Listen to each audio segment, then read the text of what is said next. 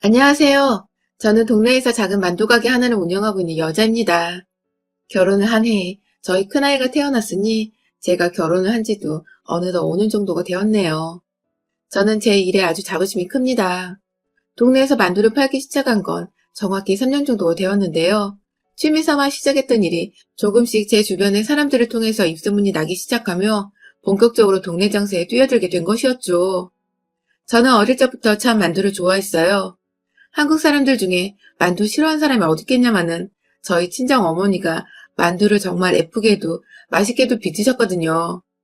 그 덕에 집에서도 어디 대단한 지역 명물 만두를 먹은 것만 같이 늘 맛있는 만두를 쉽게 접할 수 있었고, 어머니 요리 솜씨가 만두뿐만 아니라 다방면으로 좋았었기 때문에 제가 자연스럽게 친정에서 어릴 적부터 요리하는 것에 매력을 느꼈었어요. 마냥 식사로 한 끼 내놓는 게 아니라 어떻게 보면 보다 예쁘게 그리고 먹음직스럽게 밥상을 차려낼 수 있나 하는 즐거운 고민을 하게 되면서 좀 더 다양한 방법으로 저만의 요리 스타일 구축해 나갔던 것 같아요. 딸은 친정엄마의 요리 솜씨를 닮는다고 하잖아요.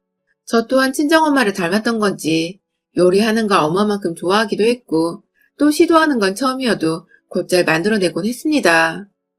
엄마가 요리 쪽으로 일을 하시는 것도 전혀 아니셨고 그냥 집에서 주부로 지내시면서 자식들이랑 남편 먹이는데 이 정도로 정성과 재미를 쏟으셨던 것이라 저는 아예 직업을 요리 쪽으로 나가보면 어떨까 싶은 생각을 어릴 적부터 키웠어요.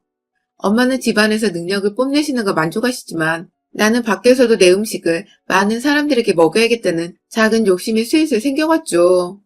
하지만 집에서 하던 취미는 그냥 취미로 만족을 하게 되더라고요. 식품영양학과로 대학은 어찌저찌 진학을 하기는 했는데 머리가 점점 자라면서 요리는 그냥 요리로만 치부를 해버리는 게 좋겠다는 생각이 들기 시작했어요. 이유는 단 하나, 돈이 잘 안 벌린다는 소리를 주변에서 듣기 시작했기 때문이죠. 막 급하게 돈을 필요로 하고 큰 돈을 벌어야 하는 것도 아니었는데 그렇게 돈 욕심이 생기더라고요.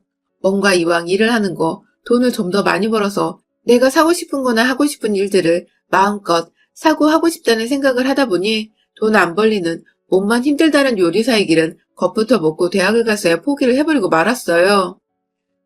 남들은 대학까지 관련 전공으로 갔으면 그냥 밀어붙인다는데 전 아직 늦지 않았다며 미련 없이 그 꿈을 포기해버렸죠. 그 후 저는 전공을 살리긴 살려서 음식 제조 회사에 입사를 해 결혼 전까지 근무를 했습니다. 생각보다 괜찮은 월급과 복지로 일하는 것에 꽤 만족을 하며 살았어요. 왜인지 내 꿈은 원래 직장인이었던 것처럼 진짜 재밌게 그리고 착실하게 회사 생활을 했네요.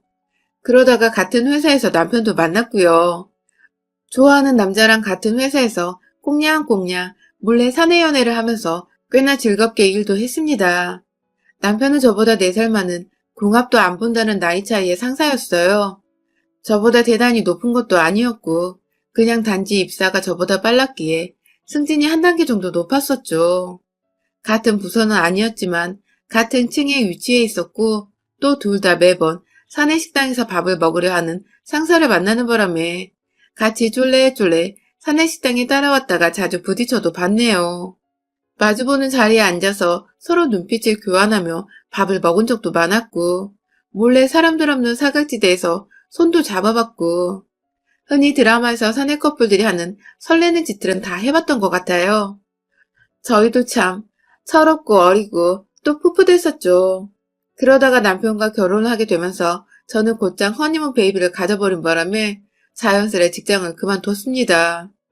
결혼하고 나면 남편과 아이에게 충실하고 싶다는 어릴 적 현모양처 꿈이 있기도 했었고 사실 사내에서 저와 남편의 연애를 까마득히 몰랐던 저희 노처녀 상사가 뒤늦게 저의 청첩장을 받고는 노발 대발 배신감 느껴진다고 어처구니 없게도 절 질타하고 욕한 바람에 저희 팀에서도 제 입지가 그리 좋지 못하기도 했었어요. 한마디로 눈치껏 먼저 사표 쓰고 나가야 하는 분위기까지 가버렸고 그 때문에 저도 사람한테 질린다며 미련 없이 사표를 써버렸습니다.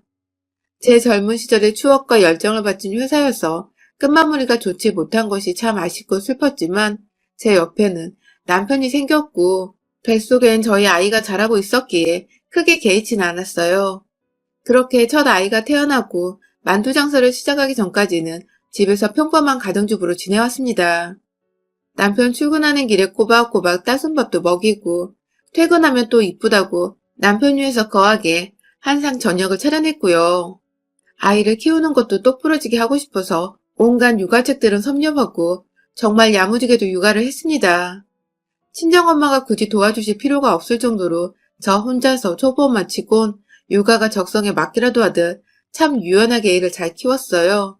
그렇게 1년, 2년이 지나갈수록 저는 가정주부로 그리고 한 아이의 엄마로 살아가는 것이 익숙해졌습니다. 하루의 시작과 끝을 밥하고 살림하는 것으로 마무리 짓던 그 삶이 처음엔 아늑하고 평온했지만 갈수록 지루하고 따분하더군요. 점점 제 자신에 대한 정체성을 잃어가는 것 같기도 하고 뭔가 사는 게 왜 사는지에 대한 목표가 없어 한심스럽기도 하고 오로지 남편과 아이만을 바라보며 사는 내게 남편과 아이가 한순간에 사라져버린다면 그땐 나 자신도 함께 사라져버리는 건 아닌가 싶어서 혼자가 되는 게 갑자기 막 두려워지기도 했어요. 한마디로 산후 우울증이 뒤늦게야 서서히 드러나며 제 온 정신을 휘감아 버린 것이었습니다. 남편도 저의 변화를 눈치채곤 그때부터 취미생활이라도 가져보라고 권유를 했는데 주변의 애엄마들 따라서 카페를 다니고 맛있는 디저트를 사 먹고 해도 기분이 도통 나아지질 않더라고요. 그러다가 하루는 친정엄마가 저를 부르셨어요. 뜨뜻한 만둣국을 하려는데 같이 만두라도 빚으며 수다를 떨자고 하시더라고요. 엄마가 제 기분을 맞춰주시려고 일부러 부르신 거 다 알고 있었지만 저도 티를 내지 않고 엄마 앞에서 최대한 더 밝은 모습을 보이려고 노력을 하며 친정에 갔습니다. 미리 만두소부터 반죽까지 모조리 준비를 해놓으셔서 저는 그냥 손만 얹으면 되었는데요. 그렇게 주물럭대며 만두를 빚는데 아니 글쎄 이게 너무 재밌는 겁니다. 옆에서 저희 애는 뭣도 모르고 그냥 만두 반죽을 떼어다가 사랑놀이 마냥 손으로 만지작거리고 있고 저는 저대로 이게 너무 재밌어서 혼자 예쁘게 만두를 빚어보겠다고 엄마랑 신나게 경쟁을 하고 있고 그냥 그 시간이 모조리 다 즐겁더라고요.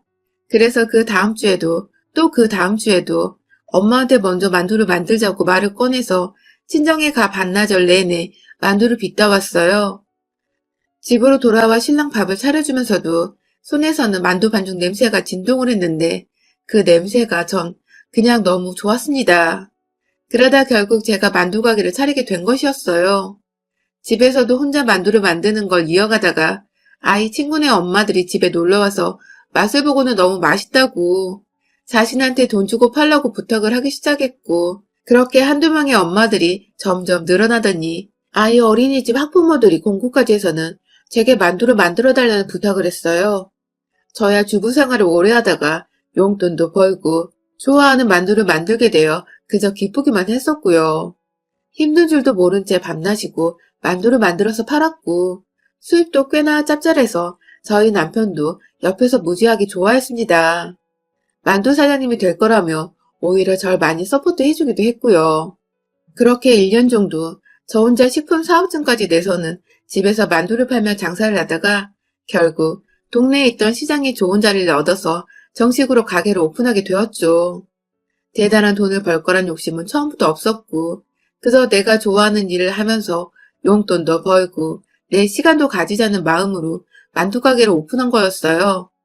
남편은 남편대로 제가 다시 활기를 찾은 것 같다며 좋아라 했고 바빠서 아이한테 소홀해지진 않을까 싶었는데 아이도 엄마가 일하는 게 좋은지 크게 투덜거리지 않고 늘 엄마 가게에 찾아오는 걸 좋아라 했습니다.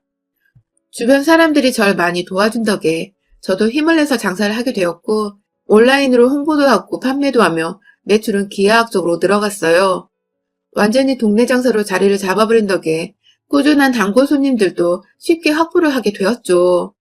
사업도 잘 되고 있고 저 스스로도 좋아하던 요리로 일을 잡아버려 만족도가 상당했고 뭐든 지금처럼만 꾸준히 잘 장사를 하게 되었는데 걸리는 게 있었죠. 꼭 이런 식으로 다 좋을 때 뭔가 하나씩 초를 치더군요. 저희 시어머니는 제가 시장에서 만두 장사를 한다는 것을 처음부터 굉장히 못마땅해 하셨어요. 한마디로 시장 바닥에서 장사하는 애밖에 더 되냐며 저를 애초부터 무시를 하시더라고요. 저도 처음에는 저 스스로 매장을 가져보는 게 처음이었던지라 진짜 망해서 어머님 말씀처럼 부끄러운 며느리가 되면 어쩌나 싶어 기가 좀 죽었었는데 나중에 장사가 잘 되어 매출도 좋고 모든 게 다 만족스러운데도 불구하고 어머님이 절 부끄러워하시니 저도 오기가 생기더라고요.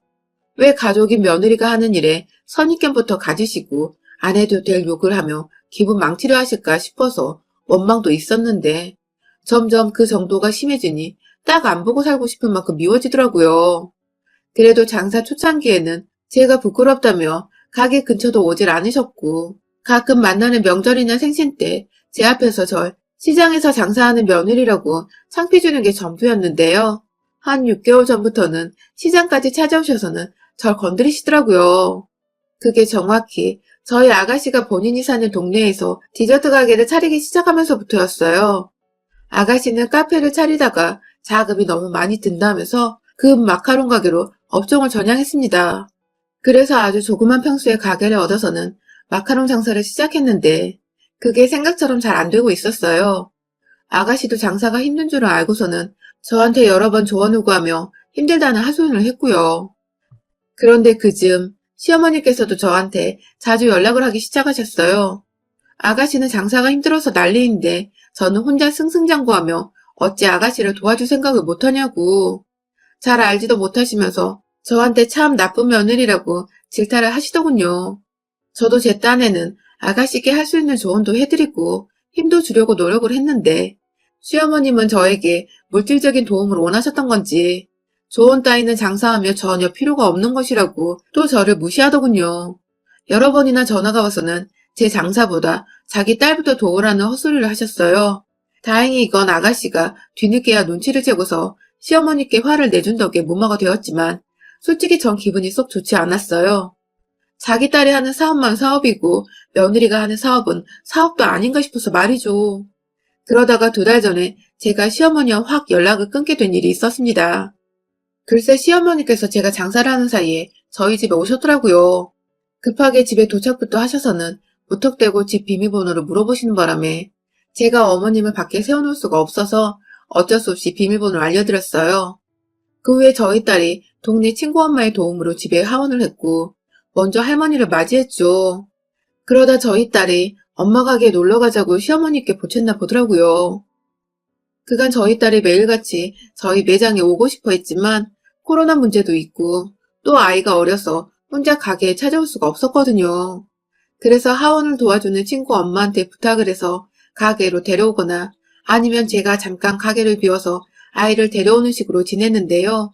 아이는 집에 어른인 할머니가 계시니 당연히 엄마 가게에 가도 되겠다 싶었나 봐요. 시어머니나 아이가 조르니 어쩔 수 없이 저희 가게에 오셨어요. 얼굴에는 제가 창피해 죽겠다는 식의 찌그러진 표정을 하시곤 아이의 등을 밀치며 가게 안으로 들여보내더라고요. 아이는 뒤에서 자꾸만 할머니가 빨리 들어가라고 등을 미니 처음엔 당황을 하다가 이내 겁을 먹기 시작했습니다. 얘가 할머니를 올려다보며 울먹거리라고 하더라고요. 그런데 시어머니는 당장 자기의 체면만이 중요하셨는지 끝내 주변 시장 사람들을 더 의식하며 아이를 무서운 눈빛으로 바라보셨고 빨리 가게 안으로 들어가지 않고 왜 서 있냐며 윽박까지 지르셨어요. 가게 밖 사람들은 들을 수 없었지만 바로 옆에서 만두를 찌고 있었던 저는 시어머니가 제 딸에게 하는 강압적인 소리를 다 들을 수밖에 없었습니다. 저도 놀랐고 아이도 놀랐어요.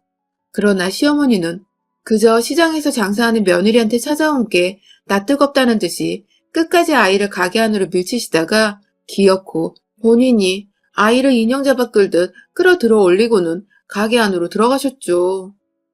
그 꼴을 보니 제가 열이 받았습니다.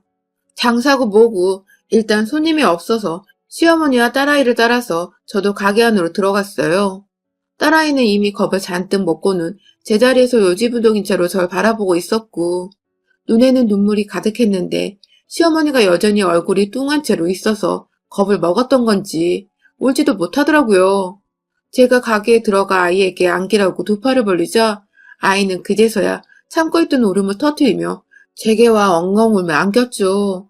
가슴이 미어졌습니다. 당장에 아이를 옆 가게 사장님께 잠시 맡겨둔 채 가게로 돌아와 시어머니께 화를 냈어요. 저는 며느리기 전에 부모니까요.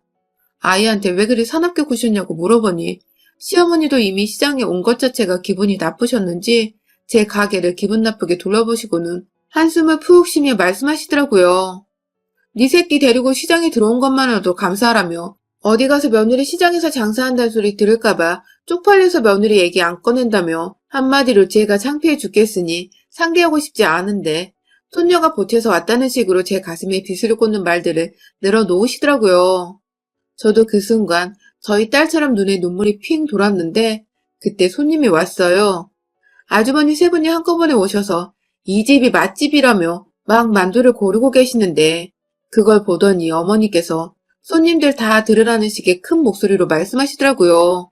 장사도 할 줄 모르는 애가 집에서 얌체같이 만들어낸 만두를 사 먹냐고.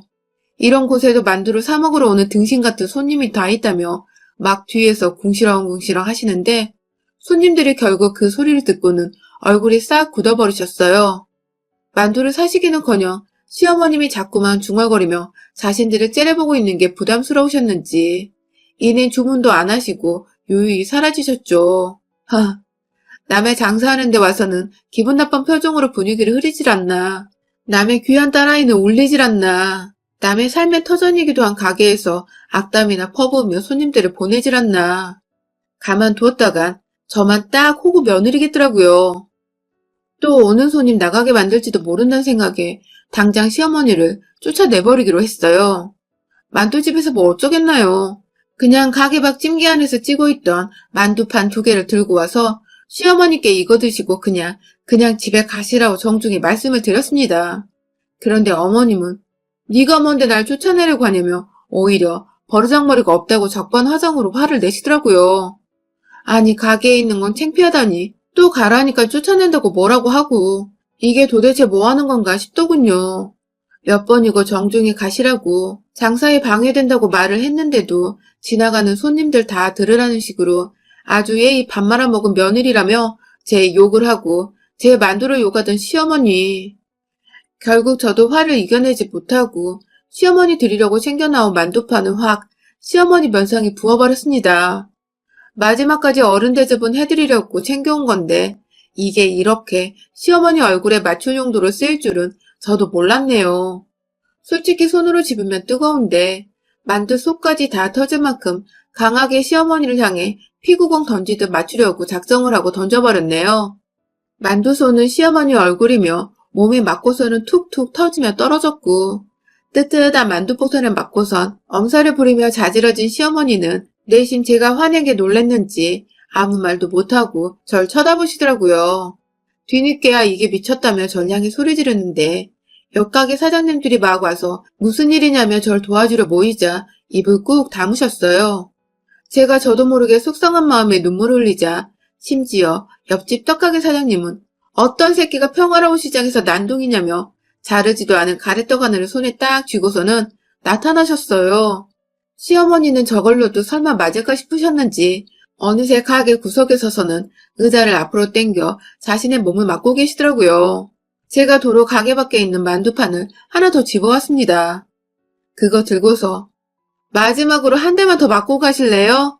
아니면 순순히 그냥 가실래요? 하며 소위 일진 학생처럼 짝다리 하는 짚고는 윽박을 지르니 대답도 않고 달려나가 버린 시어머니. 그게 2달 전 제가 본 마지막 시어머니의 모습이었답니다. 그 후 어머님은 저희 집에 가게에 찾아오시기는커녕 연락도 없이 완전히 두문분출을 하며 시댁에 계시고요. 뒤늦게야 상황을 시어머니를 통해 전해들은 아가씨는 가게 장사하는데 엄마가 민폐를 끼친 게 아니냐며 제 걱정에 연락이 왔더라고요. 천만다행이게도 이 집 구석에 시어머니 말고는 남편이며 시누이며 다 정상인이라서 어찌나 고맙던지요.